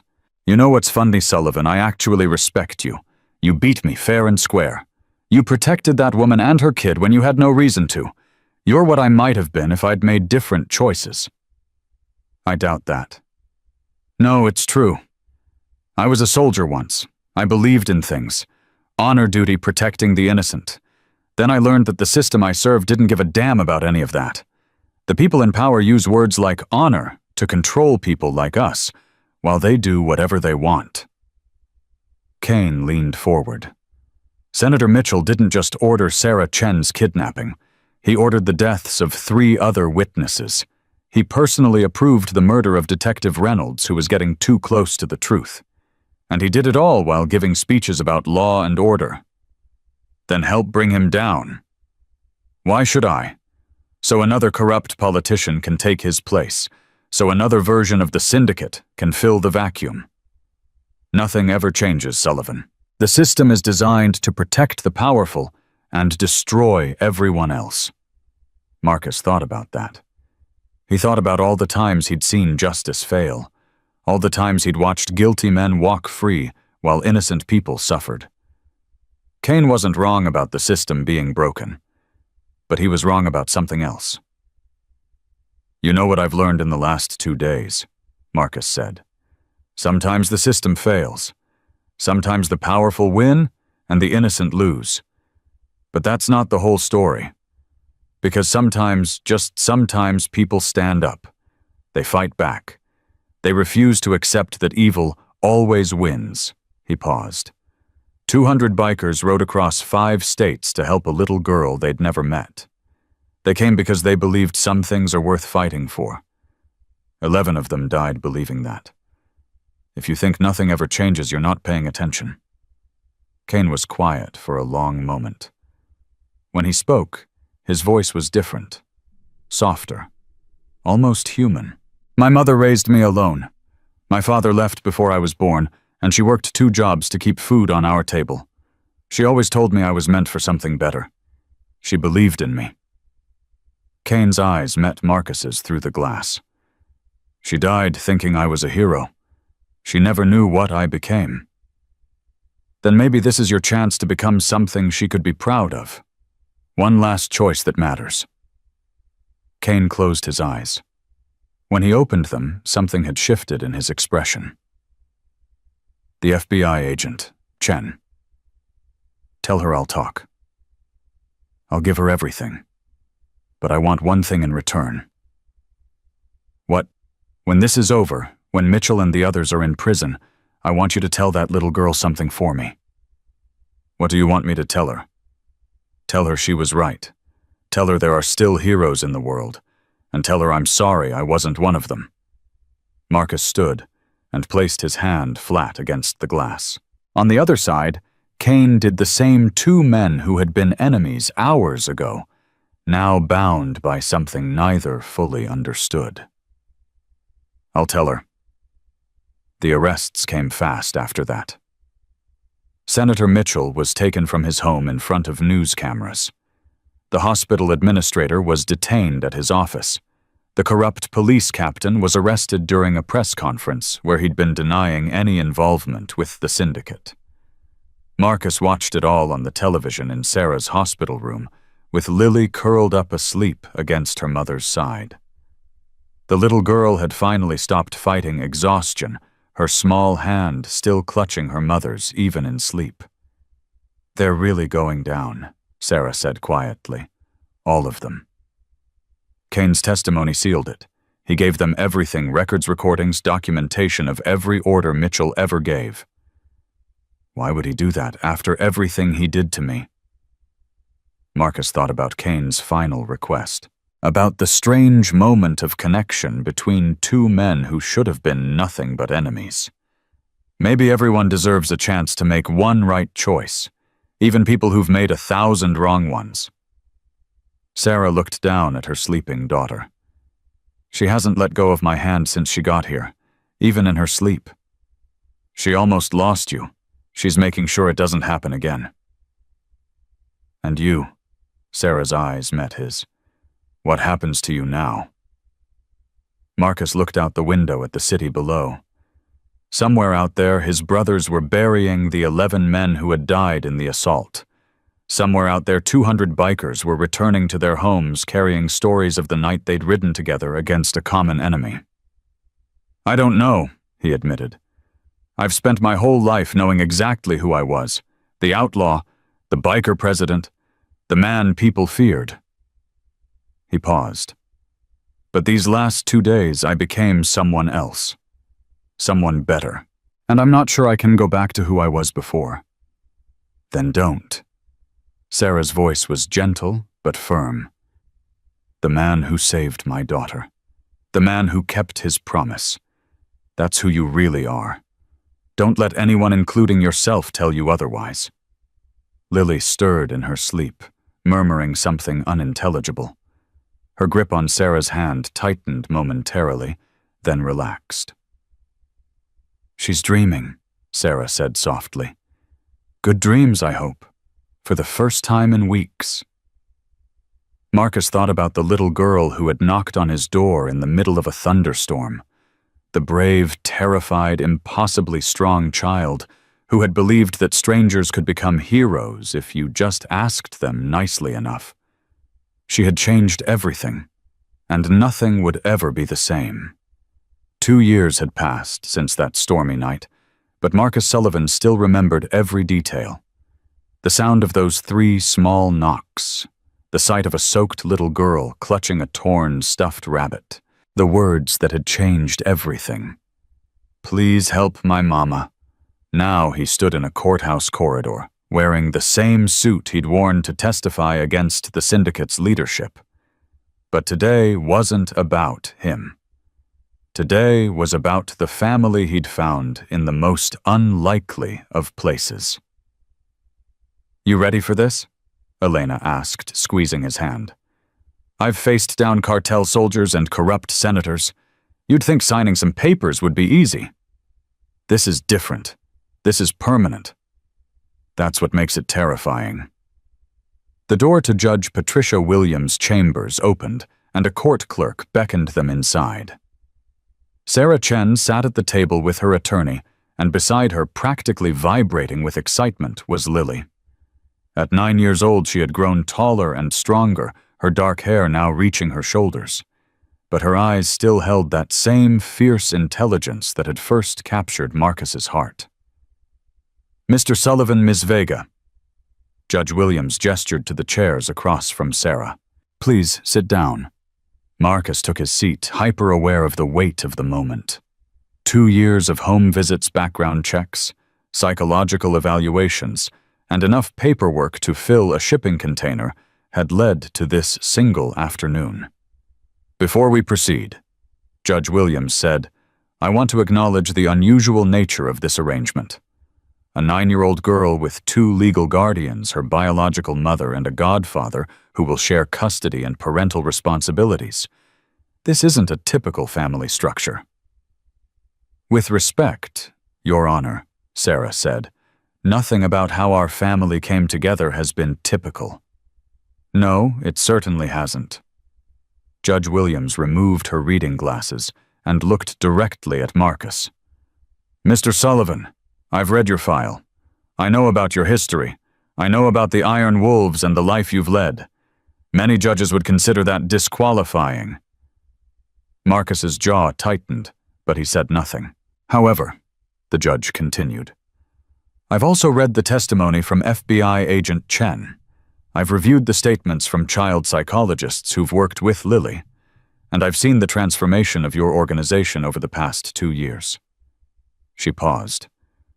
"The Sanctuary Project. 47 children and their families protected. 0 casualties. 0 failed operations. All coordinated from the same clubhouse where you first met this little girl." "We had good teachers," Marcus said quietly. "Tell me something, Mr. Sullivan. Why do you want this responsibility? You could walk away. You've already done more for this family than most people do in a lifetime. Why take on the legal burden of being Lily's godfather?" Marcus looked at Lily, who was watching him with an expression of complete trust. "Because 2 years ago, a brave little girl knocked on my door and asked me to help her. She believed I could be a hero even when I didn't believe it myself. She taught me that family isn't about blood or legal papers. It's about who shows up when the storm comes. His voice thickened. I showed up once. I want to keep showing up. For the rest of her life. Lily's lower lip trembled. Marcus, you're going to make me cry. Sorry, sweetheart. I'll try to be less emotional at your college graduation. Despite the solemnity of the moment, laughter rippled through the room. Even Judge Williams cracked a smile.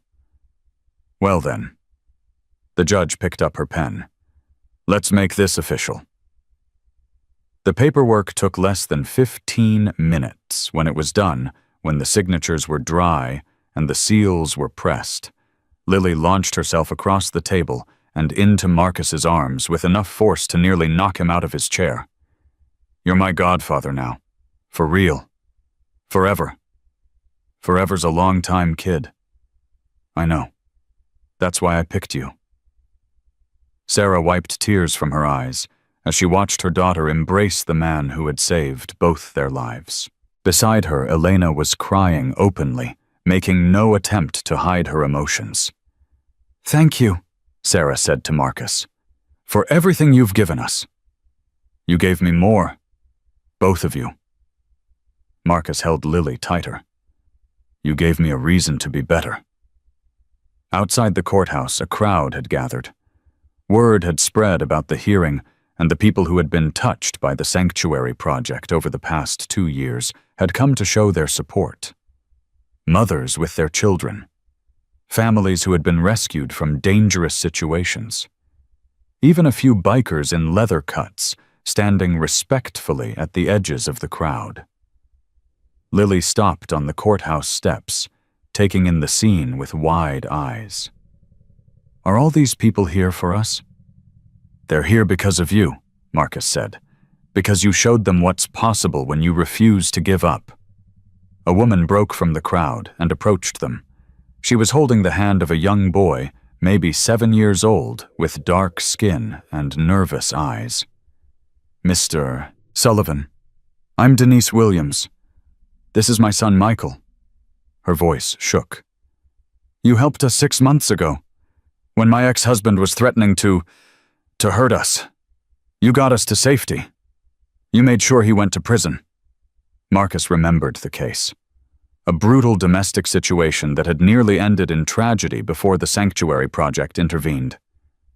I'm glad you're both safe, Denise. Michael wanted to tell Lily something. Is that okay? Lily crouched down to Michael's level, the same way Marcus had crouched for her 2 years ago. Hey, buddy, what's up? Michael fidgeted nervously, then held out a small, crudely drawn card.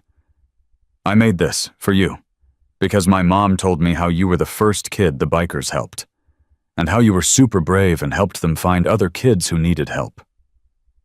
Lily took the card carefully.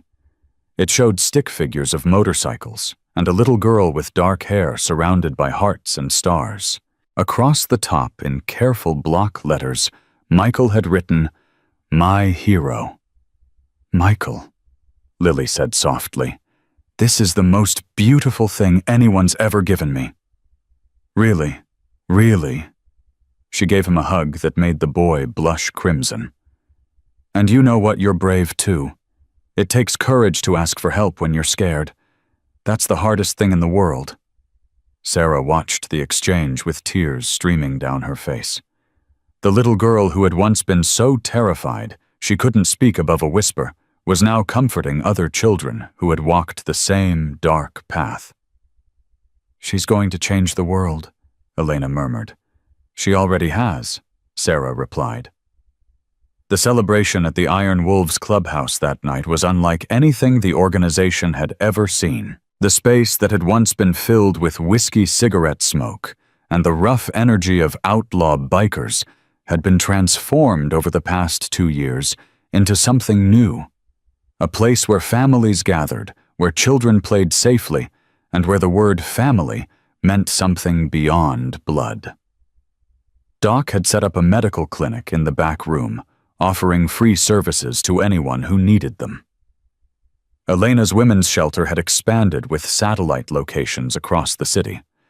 and the main hall had become a de facto community center, complete with a small play area for children and a wall covered in photographs of the families the sanctuary project had helped. Lily stood before that wall, now studying the faces of children she'd never met, but who owed their safety in part to her courage on that stormy night 2 years ago.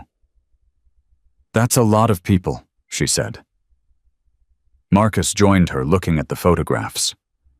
53 families, 112 children, all safe, because you taught us that protecting kids isn't optional. I didn't teach you anything. I just knocked on a door. And that was enough. Sometimes the bravest thing anyone can do is ask for help. Ghost approached, tablet in hand, his pale face troubled. "Reaper, we've got a situation. There's a kid at the shelter downtown, 7 years old. Her mother's in the hospital and there are men looking for them. The mother witnessed a crime and—" Marcus felt the familiar cold settle in his chest. Another child. Another family in danger. Another storm to weather. "What's the kid's name?" "Sophie. Sophie Martinez." "Tell Elena we're on our way." Marcus turned to find Lily watching him with knowing eyes. "I have to go, sweetheart. There's a little girl who needs help." "I know." Lily hugged him tightly. "That's what you do. That's what we all do now." Sarah appeared beside them, having overheard the conversation. "Be careful, Marcus." "Always am." "No, you're not, but I love you anyway." She kissed his cheek. "Go save another family. We'll be here when you get back." Marcus rode through the night with Hammer and Ghost at his side, the same brothers who had stood with him 2 years ago when everything began. The streets were quiet, but he knew from experience that quiet could be deceptive. Danger lurked in shadows, and evil never truly slept. The shelter was a 2-story building that Elena had converted from an abandoned warehouse. It looked ordinary from the outside, deliberately so, but inside it was a fortress of safety for women and children fleeing impossible situations.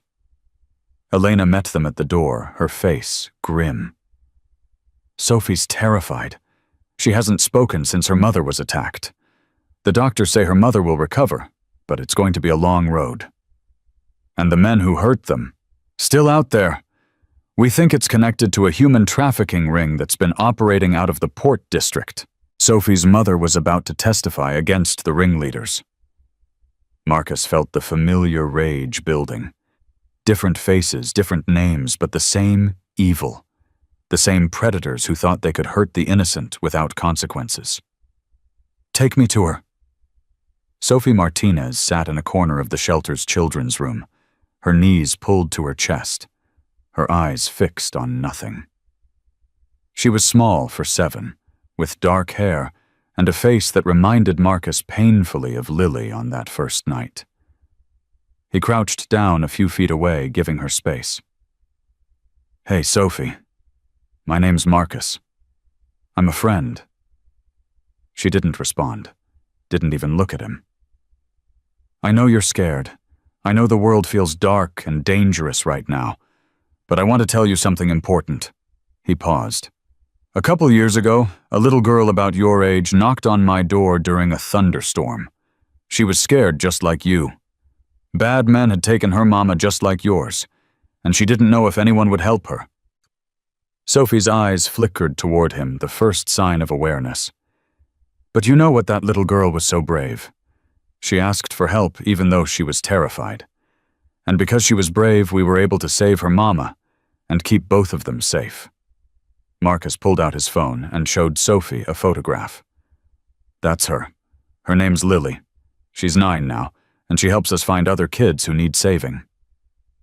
Sophie stared at the photograph of Lily, something shifting in her expression. "Lily wanted me to give you something." Marcus reached into his pocket and pulled out a small stuffed rabbit. It wasn't Mr. Whiskers that worn companion still sat in a place of honor in Lily's room, but it was similar. Elena had purchased it specifically for moments like this. "This is a magic rabbit," Marcus said solemnly. "He protects kids from bad dreams and helps them feel safe. Lily used to have one just like him. She wanted you to have this one because she knows what you're going through and she wants you to know you're not alone." Sophie's small hand reached out and took the rabbit. She clutched it to her chest, and for the first time Marcus saw tears forming in her eyes. "The bad men," her voice was barely a whisper. "They said they'd hurt Mama more if I told anyone. They're never going to hurt your Mama again, I promise." "How do you know?" "Because I'm going to stop them. That's what I do. That's what my friends do. We stop bad people from hurting kids and their families." Sophie looked at him with eyes that had seen too much pain for someone so young. "Are you a policeman?" "No, I'm something else. Something the bad people are afraid of." For the first time, the ghost of a smile crossed Sophie's face. "You look scary." "Good. That means the bad people will be extra scared of me." Within 48 hours, the trafficking ring was dismantled. Marcus and his alliance of clubs coordinated with federal agents to conduct simultaneous raids across 3 states, rescuing 14 victims and arresting 27 traffickers. Sophie's mother recovered, testified against the ringleaders, and was placed in protective custody with her daughter. The day before Sophie and her mother entered witness protection, the little girl asked to see Lily one more time. The meeting took place at the clubhouse in the same room where Lily had first been examined by Doc 2 years earlier. "Thank you for the bunny," Sophie said, holding the stuffed rabbit tightly. "He helped me not be scared." Lily smiled. "That's what he's for. And remember, even when you go somewhere new and everything feels different, you're not alone. There are people who care about you. People who will help you if you ever need it again. Like Marcus, like all of us." Sophie hugged Lily tightly, and Marcus watched as his goddaughter comforted a child who had walked the same dark path she once had. The cycle of courage continuing generation to generation. After Sophie left, Lily stood in the middle of the clubhouse looking around at the transformed space. The wall of photographs had grown new faces, joining the collection of families saved. The play area was filled with toys donated by community members. The smell of fresh coffee had replaced the stench of whiskey and cigarettes. "Marcus," Lily's voice was thoughtful. "Do you remember what you said to me that first night when I asked if you were going to fight the monsters who took my mama?" "I remember. I told you I was going to bring your mama home. You said good was stronger than evil, and love was stronger than hate." She turned to face him. "Did you really believe that, or were you just saying it to make me feel better?"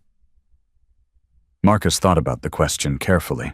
2 years ago, he wasn't sure he would have believed his own words.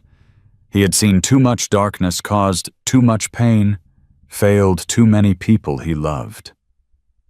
But now, I believe it because you taught me it was true. When you knocked on that door, you had no reason to believe anyone would help you. But you believed anyway. You trusted strangers with your life and your mother's life. That kind of faith, that kind of courage is what makes good stronger than evil. "And love," Lily pressed. "What makes love stronger than hate?" Marcus looked around the clubhouse. At Elena, who had returned to his life and made him want to be better. At Sarah, who had become the sister he'd lost decades ago. At Doc and Hammer and Ghost, who had found new purpose in protecting families instead of fighting over territory.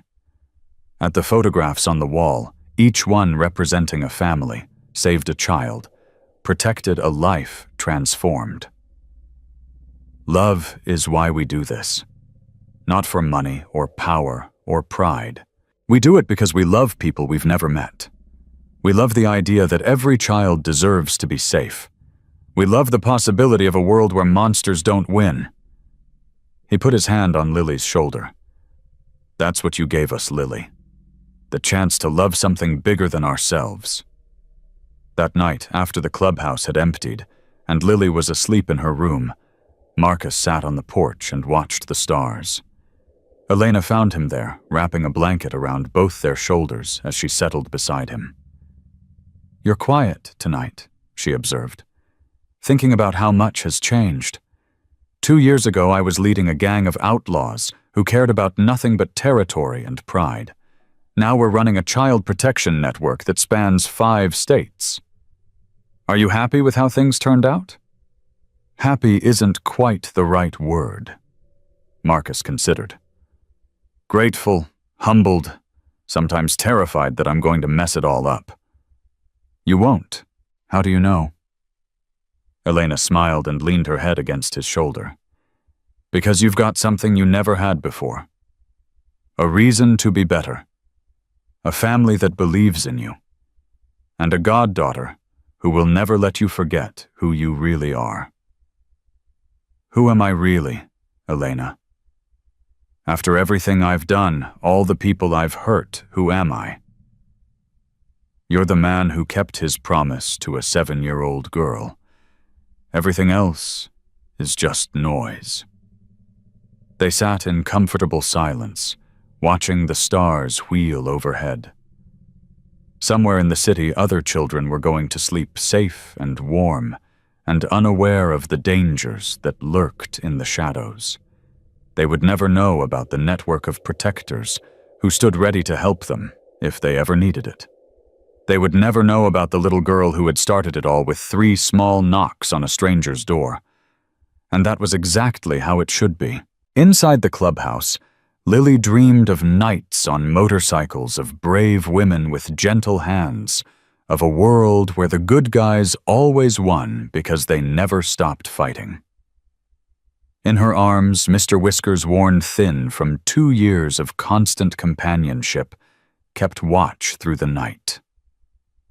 On her nightstand, beside the lamp that glowed with soft light, sat a framed photograph from the courthouse. Marcus, Elena. Sarah and Lily standing together on the steps, smiling like people who had found something precious and would never let it go. A family. Not born from blood, but forged in courage. Not perfect, but unbreakable.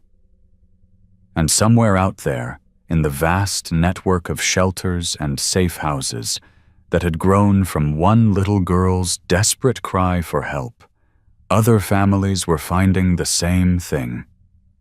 The same hope. The same love. The same proof that even in the darkest storm there was always a door to knock on. Always someone who would answer. Always a hero waiting to be found, because that was the legacy of Lily Chen and the bikers who had answered her call. Not the criminals they had defeated or the corruption they had exposed. Not the awards and recognition that had come their way. The legacy was simpler than that. A child who believed in heroes made one believe in himself, and that faith passed from heart to heart became a light that darkness could never extinguish. Marcus Sullivan had learned many things in his 50 years of life. He had learned that violence was easy and peace was hard. He had learned that revenge felt sweet until the taste turned bitter. He had learned that the only power worth having was the power to protect those who couldn't protect themselves. But the most important lesson, the one he would carry until his final breath, came from a 7-year-old girl in a thunderstorm. When you're scared, find the door, knock on it, ask for help. Because somewhere on the other side of every storm, there's someone waiting to answer. And love is always, always stronger than hate.